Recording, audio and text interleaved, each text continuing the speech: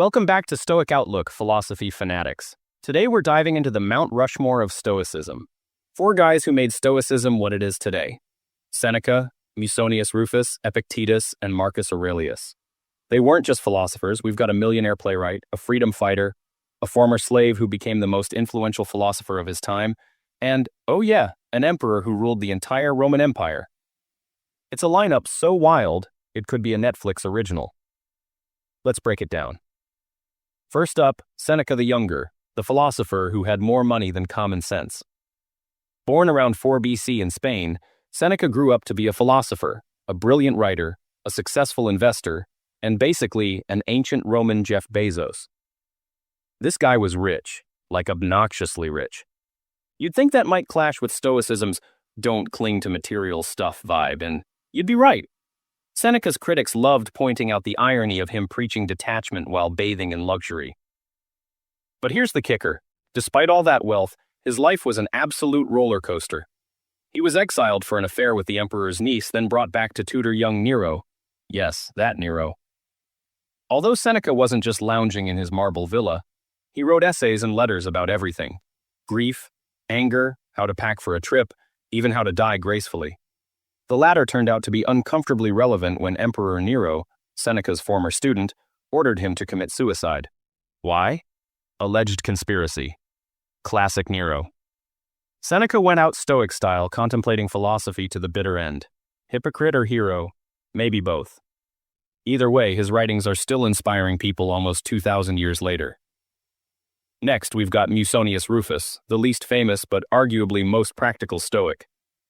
Rufus didn't write anything down, probably too busy lecturing on everything from what to eat to how to behave at family gatherings, which, let's be honest, we all need help with. Lucky for us, one of his students took notes. This guy didn't just talk about philosophy, he wanted you to live it. Musonius also believed philosophy was for everyone, not just toga-wearing men. Yep, he believed that women should study philosophy just like men, which was pretty radical for ancient Rome. Rufus's career hit a few speed bumps, mostly because Roman emperors didn't appreciate his habit of speaking truth to power. Nero exiled him in 65 AD, and later, another emperor did the same. Despite the frequent relocations, Rufus left a huge mark on Stoicism, but his most important contribution? Teaching a young man named Epictetus. Speaking of which, Epictetus had one of the most inspiring underdog stories in history. Born a slave, his name literally means owned property. He had a rough start, crippled either by birth or by the not-so-gentle hands of a previous master. But his new owner, Epaphroditus, saw potential and let Epictetus study philosophy under Musonius Rufus. Freed after Nero's death, Epictetus started his own philosophy school and became quite influential. His big idea? Control what you can and don't sweat the rest. Much like his mentor, Rufus, Epictetus also didn't write down a word himself, but his student Arrian took copious notes, resulting in the Discourses and the Enchiridion, a handbook filled with straight-to-the-point Stoic wisdom that is still widely read today. Eventually, the emperor at the time, Domitian, banned all philosophers from Rome. Epictetus just shrugged, packed up, and spent his final years running a philosophy school in Greece, proving you don't need wealth or power to live a life of dignity and purpose. And finally, we have the big boss man himself, Marcus Aurelius. Born in 121 AD, Marcus became an emperor of Rome, ruler of the known world, philosopher king. No pressure. Unlike some of his predecessors, Marcus was actually a good dude. He didn't let power go to his head, didn't hoard wealth, and didn't waste time flexing on his subjects. Instead, he wrote the Meditations, a personal journal filled with deep reflections, reminders to stay humble, and advice on how to handle life's inevitable struggles. And guess what? He never intended for anyone to read it.